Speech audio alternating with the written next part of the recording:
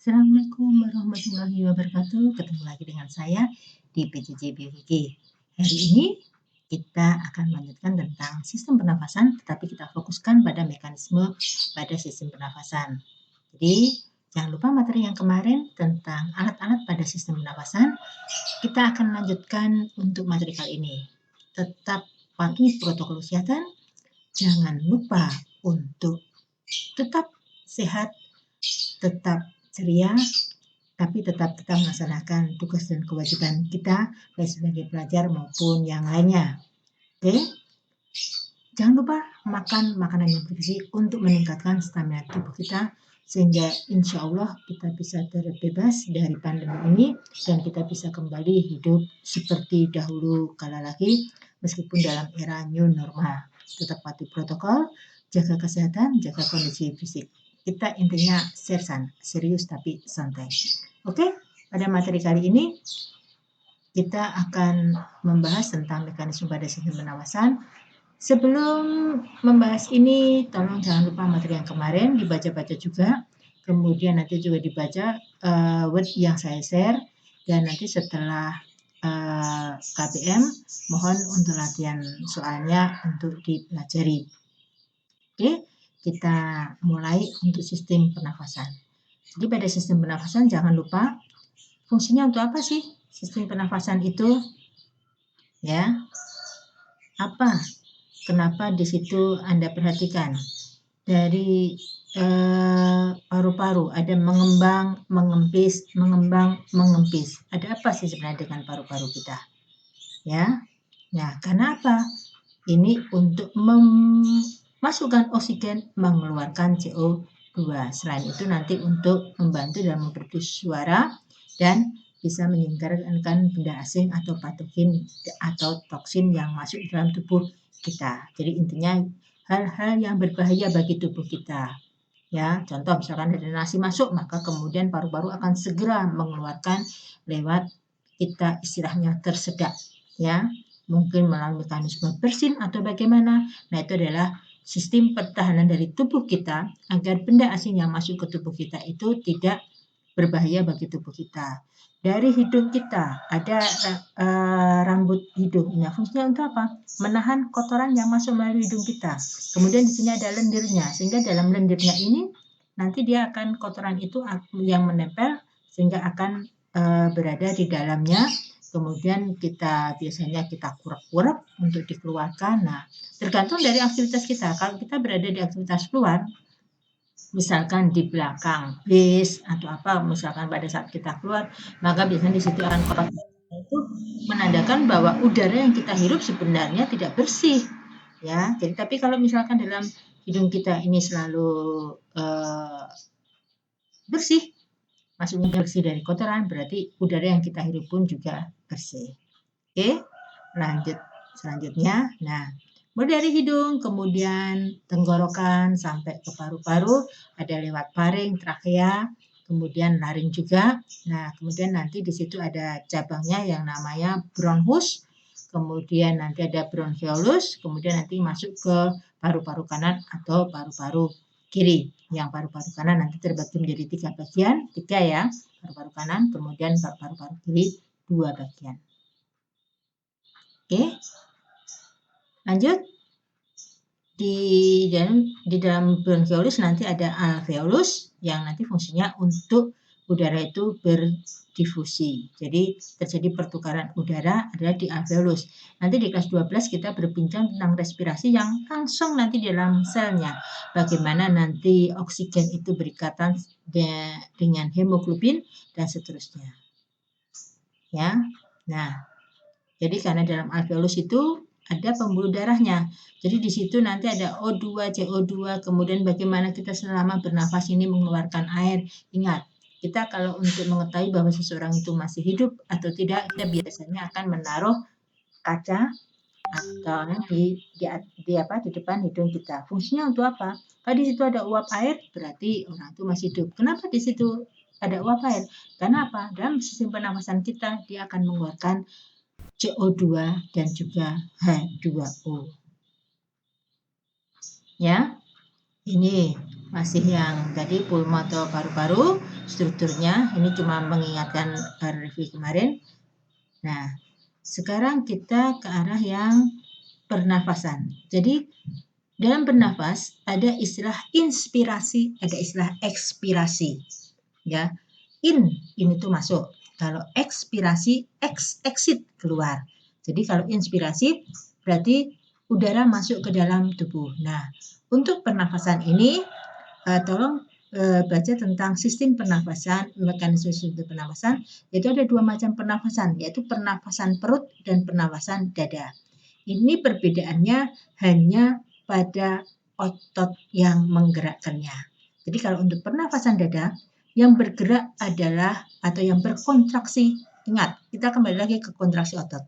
Yang berkontraksi adalah otot antar tulang rusuk, sehingga rongga dadanya akan mengembang. Nah, kalau dalam rongga dada ini mengembang, maka kemudian paru-parunya gimana? Mengembang pula. Kalau paru-parunya mengembang, misalkan di situ ada udara, maka udaranya ini akan tekanannya rendah. Nah, kalau tekanan rendah, ingat pada hukum fisika, jika udara itu bergerak dari tekanan tinggi ke tekanan rendah, sehingga udara itu akan masuk.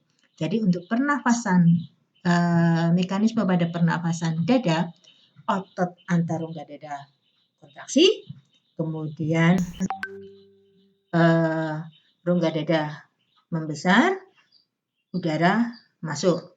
Kemudian kalau untuk ekspirasi, otot antar rongga dada itu relaksasi, ya. Kemudian pulmonya atau paru-parunya mengecil sehingga udara itu akan keluar. Nah, untuk pernafasan perut hampir sama, akan tetapi perbedaannya hanya pada otot yang berkontraksi. Kalau pada pernafasan perut yang berkontraksi adalah otot diafragma. Ya. Kemudian di sini biasanya ada istilah-istilah volume dan kapasitas paru-paru. Nah, ini kan dipelajari betul karena biasanya di sini sering keluar. Biasanya suruh menghitung apakah itu volume tidal, mana volume cadangan inspirasi, volume cadangan expirasi, volume udara residu, dan volume kapasitas vitalnya berapa, kapasitas vitalnya berapa. Jadi yang intinya ada di nomor 5 dan 6 ini, tapi pemahamannya dari nomor 1 dan 4. Ya, jadi misalkan ada soal seperti ini, tinggal aja lihat dari rumusnya. Kemudian volume tidalnya berapa, volume cadangan inspirasi berapa, volume cadangan inspirasi berapa, sehingga bisa dijumlahkan. Kemudian untuk kapasitas total paru-paru kita tinggal ditambahkan saja option yang 4, volume udara residu. Oke, lanjut. Ya, jadi di sini dalam kita ada kapasitas total dari paru-paru kita. Jadi ini merupakan grafiknya. Jadi volume tidal sampai berapa, kemudian udara residu, sehingga nanti akan menjadi kapasitas total paru-paru. Ya, nah, yang mengangkut oksigen adalah hemoglobin, sehingga setelah berikatan dengan oksigen akan berikatan menjadi oksihemoglobin. Nah, ini hati-hati. Jadi kalau oksigen berikatan dengan Hb itu lebih lama dibandingkan CO yang berikatan dengan Hb, CO karbon monoksida. Makanya mohon maaf misalkan ada adik-adikmu atau anak kecil yang berada di belakang knalpot motor ataupun knalpot apalah itu. Ya, jadi knalpot kendaraan bermotor. Ya. Nah, sebenarnya dalam pembakaran itu kadang pembakarannya tidak sempurna, terutama kendaraan bermotor. Jadi yang dikeluarkan tidak CO2 akan tetapi hasil pembakaran yang dikeluarkan adalah CO. Nah, CO ini akan lebih mudah berikatan dengan hemoglobin dibandingkan O2. Sehingga seseorang, mohon maaf misalkan, karena panas, kemudian dia berada dalam mobil, dia menghidupkan AC terus. Nah, akan tetapi nanti ada CO yang masuk ke dalamnya, sehingga kemudian tahu-tahu ditemukan dalam keadaan tidak bernyawa. Kenapa? Karena hemoglobinnya tadi akan mengikat CO yang ada masuk ke dalam mobil tadi, sehingga dia kemudian menjadi lemas. Padahal harusnya diikat apa? Adalah oksigen. Nah, untuk CO2 bisa diikat juga dengan hemoglobin juga, yang disebut dengan karbaminohemoglobin. Bisa juga CO2-nya ini masuk dalam plasma darah dan dalam bentuk CO3 atau bikarbonat dalam plasma. Tapi ingat, hati-hati ya, jadi jangan bangga. Kadang mohon maaf pada waktu KBM offline atau kita masuk tatap muka, seringkali para siswa suka sekali berada di dalam di parkiran. Saya juga heran, di situ banyak karbon monoksida, malah asik di situ. Kenapa? Kalau mau tubuh kita sehat, hiruplah oksigen sebanyak-banyaknya, ya. Jangan menghirup karbon monoksida. Oke, jadi besok misalkan kita untuk tatap muka, nggak usahlah suka nongkrong di parkiran. Karena apa? Di situ banyak gas karbon monoksida. Ya. Nah, ini yang berada dalam selnya, CO2, kemudian bagaimana dia keluar masuk bergantian dengan oksigen. Ya, ini sudah berada dalam jaringan sehingga oksigen yang masuk lewat hidung kita ini sebenarnya untuk apa? Ya masuk sampai ke dalam sel kita untuk sampai ke otak sehingga seseorang mohon maaf misalkan ngantuk segala macam itu sebenarnya adalah karena kekurangan oksigen. Maka misalkan kekurangan oksigen, hirup nafas sedalam-dalamnya, kemudian kita keluarkan lagi. Kita gerak kanan kiri sehingga apa? Biar tidak ngantuk. Ngantuk itu biasanya karena apa? Kadang kita karena terlalu lama duduk, tidak aktivitasnya menjemukan, itu akan menyebabkan kita ngantuk. Kenapa? Sirkulasi oksigennya tidak lancar. Jadi tolong hati-hati. Itu. Ya. Oke. Jadi di sini ada yang terjadi pertukaran lewat plasma darah. Ya. Coba Anda sudah pernah tes hemoglobin belum? Kadar Hb-nya berapa? Itulah kemampuan hemoglobin untuk mengikat oksigen. Secara normal, ini seharusnya hemoglobin pada manusia ini kadarnya sekitar 13 sampai 14. Maka kadang ada yang 15 itu bagus karena mungkin berada di daerah pegunungan. Sehingga dia dalam mengikat hemoglobin oksigennya dari hemoglobinnya cukup baik juga. Nah, mungkin ada yang pernah tes atau mungkin yang belum pernah tes hemoglobin, ya, ini disebutkan sebagai kadar Hb. Ya, jadi ini yang bagian-bagiannya di nasofaring segala macam. Ini adalah rambut-rambut atau di mukosa. Ya, ada di daerah sini pun juga ada rambut-rambutnya yang berfungsi untuk menyaring. Jadi ada silianya, ya. Nah, ini kalau misalkan kita lihat di sini ada epiglotis, ini ada tong itu lidah. Jadi ini di belakang. Jadi ada glotis, ada epiglotis, kemudian nanti juga ada pita suara, ya. Sehingga kalau kita misalnya begini kan, itu kan bergetar karena apa? Pita suaranya bergetar. Oke, nah untuk frekuensi pernafasan ini berbeda-beda satu sama lain. Biasanya dipengaruhi oleh jenis kelamin, kemudian umur, kemudian suhu tubuh dan posisi tubuh. Jadi coba aja bedakan Anda antara posisi tengkurap, posisi miring, kemudian posisi telentang akan berbeda. Tetapi ingat, tapi kalau misalkan Anda tidur, mohon maaf jangan dalam posisi tubuh tengkurap. Karena apa? Akan menghalangi pada proses pernafasan. Ya.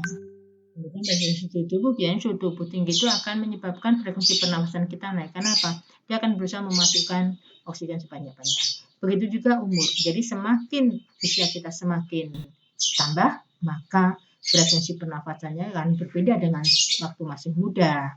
Jadi jangan disamakan antara satu dengan yang lain. Oh, kalau dulu waktu saya muda dulu pernafasan saya bagus lah. Semakin dengan bertambahnya umur maka akan semakin berbeda pula.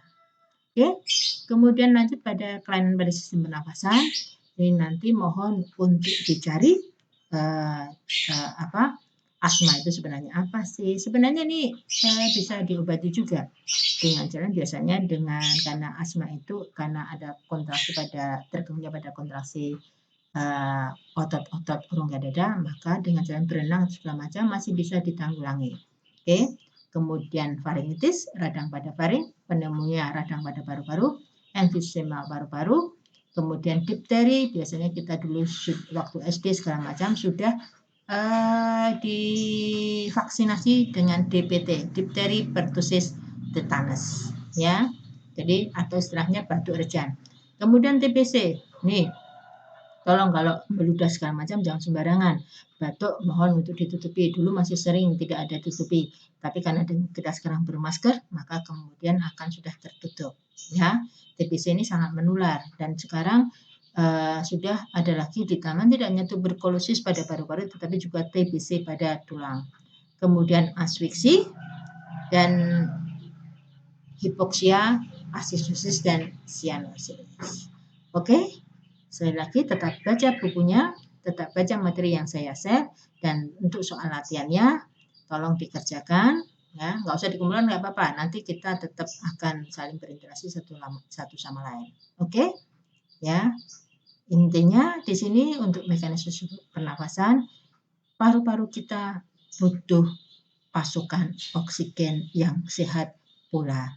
Jadi tidak usah bingung, tidak usah takut bahwa dalam pasokan udara yang kita hirup harus yang benar-benar bagus untuk tubuh kita. Jangan mencemari udara dengan bermacam-macam zat yang berbahaya untuk paru-paru kita karena akan menyebabkan sesak napas dan lain-lain. Sekian dari saya. Jika nanti ada pertanyaan silahkan di grup kelas. Oke? Dan jangan lupa tetap jaga kondisi, jaga kesehatan. Wassalamualaikum warahmatullahi wabarakatuh.